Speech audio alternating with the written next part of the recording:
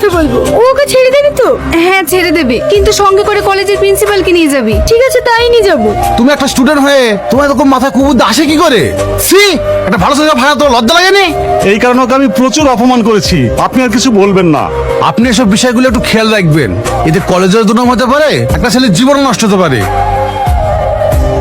এই ভুল আর হবে না স্যার, আপনার কাছে বিনীত অনুরোধ, এই নির্দোষ ছেলেটাকে ছেড়ে দিন। ঠিক আছে? টনি, ও আমার ভুল হয়ে গিয়েছে, তুমি আমাকে ক্ষমা করে দাও। টনি! কিরে সালমা, আজ টনির সাথে দেখা হলো?